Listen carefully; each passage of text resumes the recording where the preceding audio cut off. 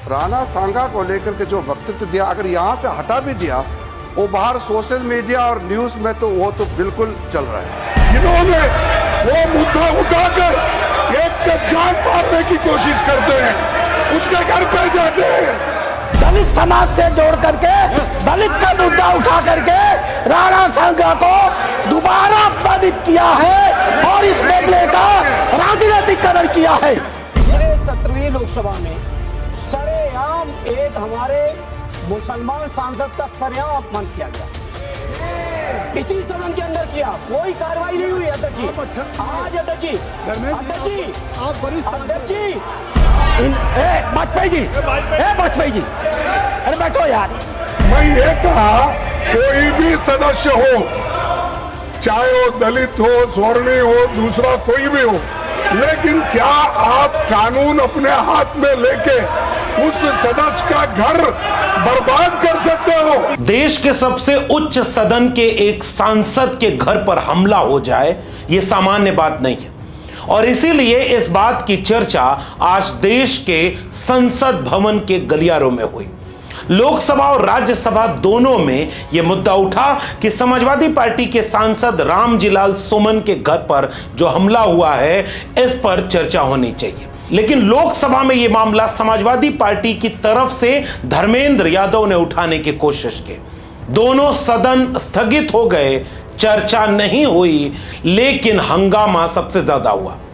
आज जरा इस बात को समझने की कोशिश करते हैं कि इसके पीछे की राजनीति क्या है। रामजीलाल सुमन आगरा के रहने वाले हैं, दलित समाज से आते हैं, पुराने नेता हैं और पिछले दिनों भारतीय जनता पार्टी की सांप्रदायिक राजनीति के खिलाफ अपनी बात कहने के क्रम में उन्होंने बाबर और राणा सांगा का जिक्र किया और इस बात को लेकर के कि राणा सांगा का अपमान किया है रामजीलाल सुमन ने, कुछ संगठन हमला करने के लिए उनके घर पर पहुंच जाते हैं। लोकसभा की कार्रवाई शुरू हुई 12 बजे प्रश्नकाल के बाद शून्यकाल में जैसे ही यह मामला उठाने की कोशिश समाजवादी पार्टी के वरिष्ठ नेता और आजमगढ़ से सांसद धर्मेंद्र यादव ने कोशिश की तो जगदंबिका पाल जी ने नियमों का हवाला देते हुए कहा कि 3 वजहें हैं जिन पर यह चर्चा की जा सकती है। इन तीनों में से वो वजह कौन सी है जिस पर आप चर्चा करना चाह रहे हैं? सुनिए एक छोटी सी क्लिप कि कैसे धर्मेंद्र यादव जब ये कोशिश कर रहे थे कि रामजीलाल सुमन के घर पर जो हमला हुआ है इस पर संसद में थोड़ी बातचीत हो जाए, क्योंकि यह सामान्य घटना नहीं है। एक सांसद जो वर्तमान में देश के उच्च सदन में मौजूद हैं और उनके घर के ऊपर हमला हो जाए, यह देश के लिए सामान्य परिस्थिति तो नहीं है। लेकिन इस परिस्थिति पर जब चर्चा करना चाह रही थी समाजवादी पार्टी, तो देखिए कि लोकसभा अध्यक्ष की कुर्सी पर बैठे हुए जगदंबिका पाल जब अपनी जिम्मेदारी निभा रहे थे तो वो क्या कर रहे थे। अध्यक्ष जी, आज आपके माध्यम से मैं सरकार का ध्यान देश के उन लोगों के लिए कराना चाहता हूं जो आजादी से लेके आज तक लगातार उपेक्षित हैं, शोषित हैं, पीड़ित हैं। इसी सदन के अंदर पिछले 17वीं लोकसभा में सरेआम एक हमारे मुसलमान सांसद का सरेआम अपमान किया गया, इसी सदन के अंदर किया, कोई कार्रवाई नहीं हुई। अध्यक्ष जी, आज अध्यक्ष जी, मैं इस मौके पर कहना चाहता हूँ समाजवादी पार्टी के, अरे बात सुनिए, राणा सांगा जी निश्चित तौर पर देश के योद्धा थे, समाजवादी होते हैं। एक मिनट बैठ जाए, आप धर्मेंद्र जी बैठ जाइए। और जैसे ही यह सदन स्थगित किया गया, समाजवादी पार्टी के सभी सांसदों की तरफ से इस बात का हंगामा हुआ कि आप हमारी बात सुनना क्यों नहीं चाहते। स्थगित करने के बाद जैसे ही दोबारा सदन की कार्रवाई शुरू हुई, फिर से धर्मेंद्र यादव खड़े हुए, समाजवादी पार्टी के तमाम सांसद खड़े हुए और उन्होंने कहा कि यह छोटी घटना नहीं है, एक सांसद के घर के ऊपर हमला हुआ है, इस बात पर संसद में चर्चा नहीं होगी तो कहां होगी, लेकिन संसद में चर्चा इस बात पर नहीं हुई। वहीं राज्यसभा का माहौल तो बिल्कुल अलहदा था। राज्यसभा में जो सभापति हैं, देश के उपराष्ट्रपति हैं, माननीय हैं, वो कई बार ऐसे प्रवचन की मुद्रा में आ जाते हैं जिसका एक उदाहरण रामजीलाल सुमन पर हुए आज के हंगामे से मैं आपको देना चाहता हूं। मैं उस पर आऊंगा, लेकिन सबसे पहले आज हुआ क्या, इस बात को जान लीजिए। जैसे ही सदन की कार्यवाही शुरू हुई, राज्यसभा में संसदीय मामलों को देखने वाले किरण रिजिजू मंत्री खड़े हुए और उन्होंने इस बात का जिक्र किया कि देश के लोग आहत हैं, देश के शूरवीर का अपमान हुआ है और इसके लिए माफी मांगनी चाहिए।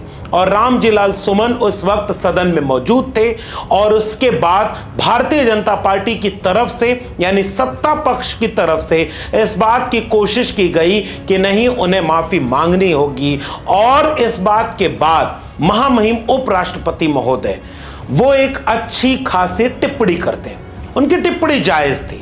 उनकी टिप्पणी एक बात तो ये साफ कहती थी कि देश के उच्च सदन में हर एक सांसद को अपनी भाषा ऐसी रखनी चाहिए जिससे कि किसी भी तरह का वैमनस्य न फैले, किसी भी तरह का भेदभाव न हो, किसी भी तरह के नफरत न फैले, हिंसा न फैले और सबका सम्मान किया जाए। उसके बाद उन्होंने नेता प्रतिपक्ष मल्लिकार्जुन खड़गे को मौका दिया। मल्लिकार्जुन खड़गे खड़े हुए, उन्होंने पहला वाक्य ये बोला कि सभापति जी की बात से वो सहमत हैं कि ऐसा नहीं होना चाहिए।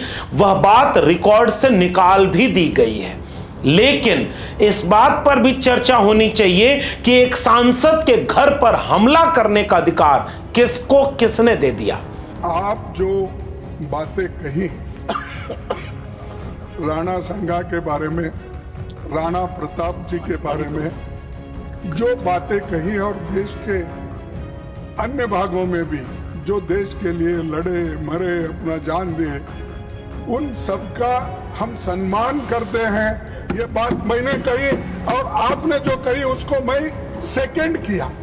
इनको क्या आपत्ति है उसका?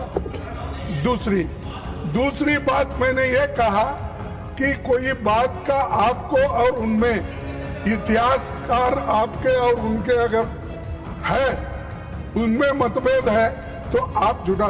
इसका मतलब ये नहीं किसी का घर जलाओ, किसी के घर के ऊपर बुलडोजर लगाओ, किसी के ये करो, किसी के बच्चों को मारो। तो ये बात सर, ये बात मैं नहीं मानता। संविधान इसका परमिशन नहीं देता। बस इतनी सी बात थी। उसके बाद सत्ता पक्ष हंगामे पर उतर आया। सत्ता पक्ष की तरफ से यह कहा गया कि मल्लिकार्जुन खड़गे भी अब दोषी हो गए। उन्होंने भी रामजीलाल सुमन के सहमति दर्ज कर दी। उन्होंने भी यह बात कह दी, समर्थन दे दिया है कि हमारा रामजीलाल सुमन ने जो कहा है सही कहा है, आप एक तरह से इंडोर्स कर रहे हैं। सत्ता पक्ष की तरफ से यह भी सवाल उठाया गया कि यह बात तो रिकॉर्ड में दर्ज नहीं है अब, लेकिन देश भर में चर्चा हो रही है। सत्ता पक्ष की तरफ से अपनी बात को और स्पष्ट करते हुए किरण रिजिजू ने बोला कि इस बात में दलित शब्द का प्रयोग करना, जाति का एंगल ले आना, यह गलत है। उनका कहना यह है कि यह एक वाक्य है, यह एक बयान है, इसमें जाति और धर्म को नहीं लाना चाहिए। दलित ने इसलिए अटैक किया है, आप क्यों जाति को इसमें जोड़ना चाहते हैं? इसमें जाति धर्म का विषय ही नहीं है। ये एक मेंबर ने जो स्टेटमेंट दिया है उसको खंडन करने का विषय है। एक तरीके से आपने समर्थन दे दिया है कि हमारा रामजीलाल सुमन ने जो कहा है सही कहा है। किरण रिजिजू को सुनने के बाद एक बार फिर से आपको सुनना चाहिए मल्लिकार्जुन खड़गे को।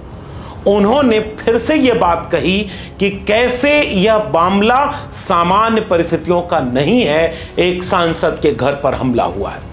कि कानून अपने हाथ में लेकर अगर कोई किसी के घर पे जाकर तोड़फोड़ करता है, ये और तोड़फोड़ करता है, अगर उसकी संपत्ति को तोड़ता है, ये कभी हम नहीं मानेंगे। इसको मैं खंडन करता हूं, इस चीज को आपके बात से सहमत है, लेकिन इन्होंने वो मुद्दा उठाकर एक पे जान मारने की कोशिश करते हैं, उसके घर पे जाते हैं और उसकी गाड़ी तोड़ते हैं, घर तोड़ते हैं। ये अपमानजनक जो दलितों के खिलाफ हो रहा, ये कभी नहीं सहन करेंगे। भारतीय जनता पार्टी की तरफ से राधा मोहन दास अग्रवाल खड़े हुए। उन्होंने अपनी बात कहते हुए बीच में कैसे किसी ने टोकरा तो कितने फिफर गए यह भी देखिएगा, लेकिन उन्होंने अपनी बात कहते हुए कहा कि यह अपमान है और माफी मांगनी चाहिए। यह रामजीलाल सुमन ने दोहराया है कि वो कह रहे हैं कि माफी नहीं मांगेंगे। सुनिए राधा मोहन दास अग्रवाल क्या कह रहे हैं। अगर उन्होंने महसूस कर लिया होता कि गलती से कह दिया या भाषण देने के आवेश में उनके मुंह से निकल गया और उन्होंने सदन के भीतर या सदन के बाहर भी अगर ये स्पष्टीकरण दिया होता कि मैं ऐसा नहीं कहना चाहता था और कह दिया होता कि मैंने जो कुछ कहा मैं उसके लिए शर्मिंदगी महसूस करता हूं और पूरे देश से माफ़ी मांगता हूं, तो ये बातें उसी अब आप हल्ला मुझसे तेज नहीं मचा पाएंगे, इसलिए सुनती जावेद जी शांति से। मैं मचाऊंगा तो डिस्टर्ब हो जाइएगा जी, तो बातें उसी दिन ख़त्म हो गई होती।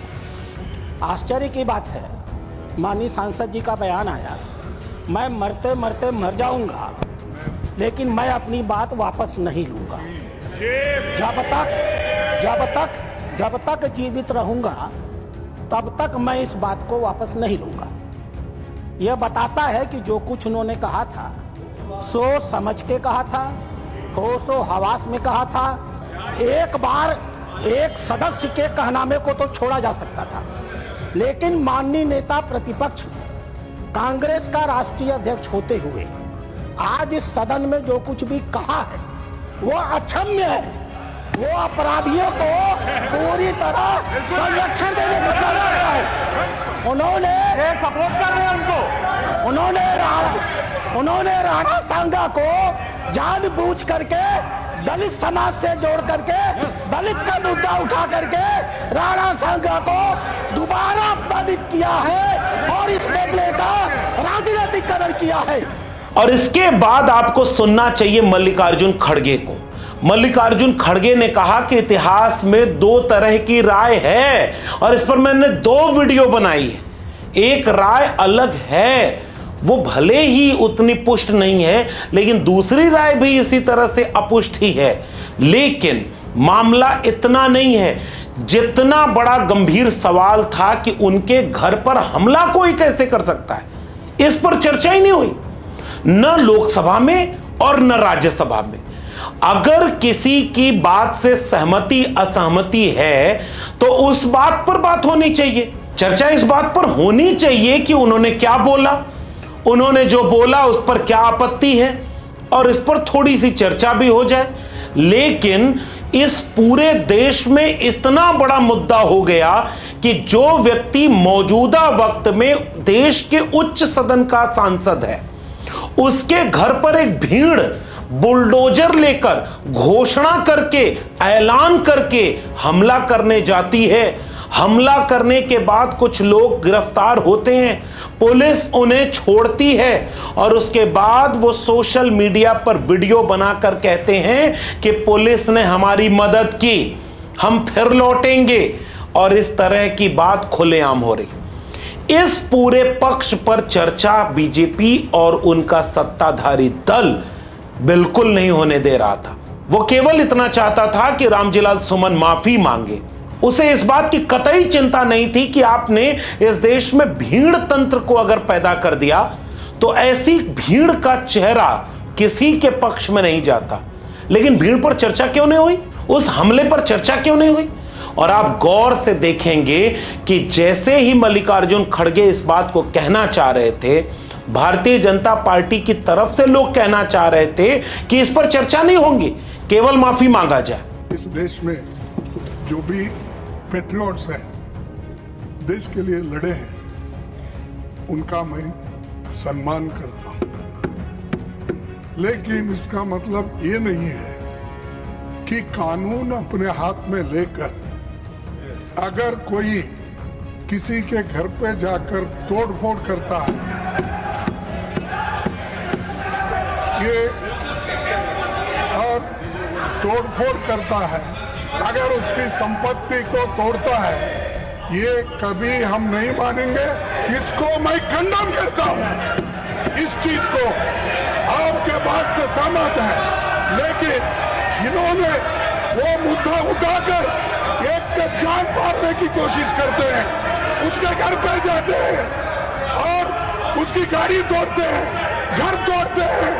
ये अपमानजनक जो दलितों के खिलाफ हो रहा, ये कभी नहीं सहन करेंगे। यही बात धर्मेंद्र यादव, दोनों लोग ये कह रहे थे कि हम राणा सांगा का सम्मान करते हैं, किसी भी जाति किसी भी समुदाय का हमारा अपमान करने का कोई मतलब नहीं है, लेकिन हमला कर देना ये कहां से जायज है। आपको जानकर आश्चर्य होगा कि देश के दोनों सदनों में इस हमले को लेकर सत्ता पक्ष और सदन के मुखिया की तरफ से एक शब्द भी नहीं बोला गया। ये वही देश है जिसमें ऐसे ही संसद चल रही थी और ऐसे ही संसद सत्र के वक्त गोली मार दी जाती है एक ऐसे ही पीडीए के सांसद फूलन देवी जी को। वीरांगना फूलन देवी, उनको गोली मारी गई। संसद चल रही थी, देश के सबसे सुरक्षित माने जाने वाले स्थानों में से एक स्थान था। ऐसे ही आप इतिहास में पीछे जाएं तो जितने विधायक दलित पिछड़े घरों के हैं, कई घटनाएं ऐसे मिलेंगी कि कहीं उनका अपमान कर दिया जा रहा है, कहीं उन पर हमला कर दिया गया। और रामजीलाल सुमन का प्रकरण इसलिए सामान्य कतई नहीं है। इतिहास के पन्नों को पलटने की जिद करने वाली भारतीय जनता पार्टी इतिहास पर खुली बहस नहीं होने देना चाहती। वो नहीं होने देना चाहती कि राजा मान सिंह से लेकर के जयचंद कौन था, अंग्रेजों की मदद करने से लेकर मुगलों की मदद किसने की, और जिन जिन ने की, मैं फिर से वो सवाल दोहराता हूं, वो कौन लोग थे, वो किन जातियों के थे, वो क्या इस देश के थे कि नहीं थे। लेकिन हम ये भी जानते हैं कि किन्हीं गद्दारों का नाम लेकर शूरवीरों का अपमान हम नहीं करना चाहते, लेकिन इतिहास के पन्ने में इतिहास ही दर्ज है। और जहां मतभेद है, विद्वानों में मतभेद है, इस बात को लेकर इतना बड़ा हंगामा कि खुलेआम ये कहा जाए कि जिंदा नहीं छोड़ेंगे, मार डालेंगे, गालियां दी जाएं, उसके बाद भी संसद में इस बात पर चर्चा नहीं कि वह अपने सांसद की रक्षा करेगी या नहीं करेगी। संसद में एक लाइन इस बात पर नहीं बोला गया कि यह निंदनीय है कि सांसद के घर पर हमला हुआ। संसद ने उत्तर प्रदेश पुलिस और सरकार को एक वाक्य भी नहीं बोला कि जो हमला हुआ है वो गलत हुआ है, जिन लोगों ने हमला किया उन्हें कानून हाथ में लेने का कोई अधिकार नहीं है, उन पर कार्रवाई की जाए। इतना भी संसद में नहीं बोला गया। लोकसभा के अध्यक्ष ओम बिरला इस बात से नाराज हो जाते हैं कि एक भाई ने एक बहन को कैसे गाल छू लिया। लोग सोशल मीडिया पर यह बात पूछने लगते हैं कि खुद उनकी दो बेटियों के साथ ओम बिरला जी की तस्वीर वायरल है, जिसे हम दिखाएंगे नहीं।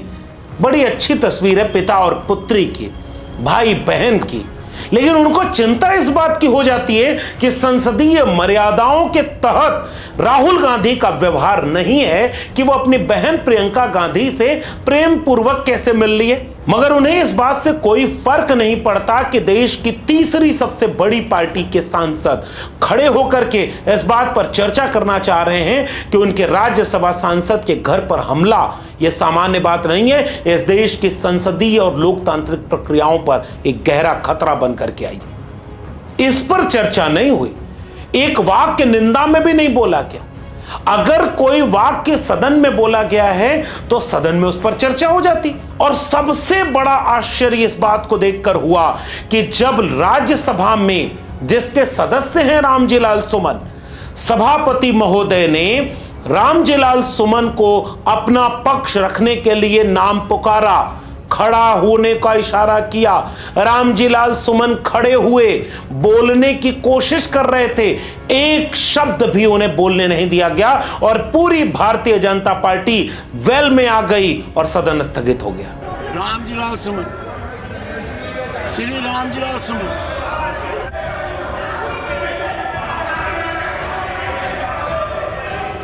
सभापति जी, is going on record except the speaker consent. सभापति जी,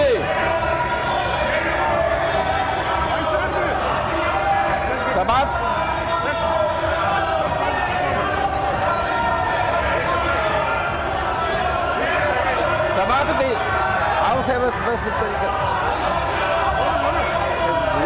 The House is adjourned to meet at noon today. आप जिससे इतने आहत हैं उसकी बात नहीं सुनेंगे? देश फिर आपसे सवाल नहीं पूछेगा कि उसी देश की संसद में खड़े होकर मुसलमानों को गाली देने वालों को क्या सजा मिली? यही सवाल पूछा था आजमगढ़ के सांसद धर्मेंद्र यादव ने। इसी सदन के अंदर पिछले 17वीं लोकसभा में सरेआम एक हमारे मुसलमान सांसद का सरेआम अपमान किया गया। इसी सदन के अंदर किया, कोई कार्रवाई नहीं हुई। अध्यक्ष जी, आज अध्यक्ष जी, मैं इस मौके पर कहना चाहता हूँ, समाजवादी पार्टी के, अरे बात सुनिए, राणा सांगा जी निश्चित तौर में देश के योद्धा थे। समाजवादी एक मिनट बैठ जाए, आप धर्मेंद्र जी बैठ जाइए। धर्मेंद्र यादव यही तो जानना चाह रहे थे कि आपने उस पर कोई सजा नहीं दी, आपने कोई कार्रवाई उनकी पार्टी ने की हो रमेश भिधोड़ी के खिलाफ, या संसद में कोई कार्रवाई हुई हो, या माफी मांगी हो रमेश भिधोड़ी ने। जरा इसका कोई प्रमाण हो तो बता दिया जाए। लेकिन संसद में इतना हंगामा। मायावती जी जो बहुजन समाज पार्टी की मुखिया हैं, वो ट्वीट करके समाजवादी पार्टी को ही घेर रही हैं। उनको इस बात की चिंता है कि समाजवादी पार्टी ने यह क्यों बोल दिया कि वो दलित सांसद है और दलित सांसद के ऊपर हमला हुआ है। आदरणीय मायावती जी का हम सब बहुत सम्मान करते हैं, मगर उनकी राजनीति की कुछ मजबूरियां हैं। जिन्होंने भारतीय जनता पार्टी के सरकार के ऊपर, कानून व्यवस्था के ऊपर, कुछ सामंती ताकतों का एक दलित सांसद के घर पर हमला कर देने, दिन दहाड़े गाली देने, अपमानित करने पर एक शब्द अफसोस में नहीं बोला, एक शब्द सरकार के खिलाफ नहीं बोला, एक वाक्य में सवाल तक नहीं पूछा। वहां यह बात समझ में आ सकती है कि बहुजन समाज पार्टी को समाजवादी पार्टी की आलोचना करके आगे की राजनीति की दिशा तय करनी है, लेकिन संसद में इस बात पर चर्चा ना हो, यह इस देश के नागरिकों को सोचना होगा। रामजीलाल सुमन इस देश के नागरिक हैं। रामजीलाल सुमन उच्च सदन के सांसद हैं। रामजीलाल सुमन इस बात को डिबेट के जरिए आगे बढ़ाना चाहते हैं कि जरा बात हो जाए कि गद्दार कौन और देशभक्त कौन। मगर भारतीय जनता पार्टी भटका करके, उलझा करके इस तरह की चीजों में केवल इस तरह की बात करके यह साबित करना चाहती है कि वो दलितों, पिछड़ों की कितनी विरोधी है। एक दलित सांसद के घर पर हमला हो जाए, भारतीय जनता पार्टी उनका भी मनोबल प्रकारांतर से बढ़ाने की कोशिश करती हुई नजर आ रही है। ये लोकतंत्र के लिए एक खतरनाक आहट की तरह है। वाद विवाद संवाद की गुंजाइश लोकतंत्र की बुनियादी शर्त है। किसी व्यक्ति की कोई राय से हम सहमत नहीं होंगे, उसे अपना पक्ष रखने का मौका देंगे और उसको कानून सम्मत तरीके से सुलझाने की कोशिश करेंगे, क्योंकि बाबा साहब का संविधान सबसे ऊपर है।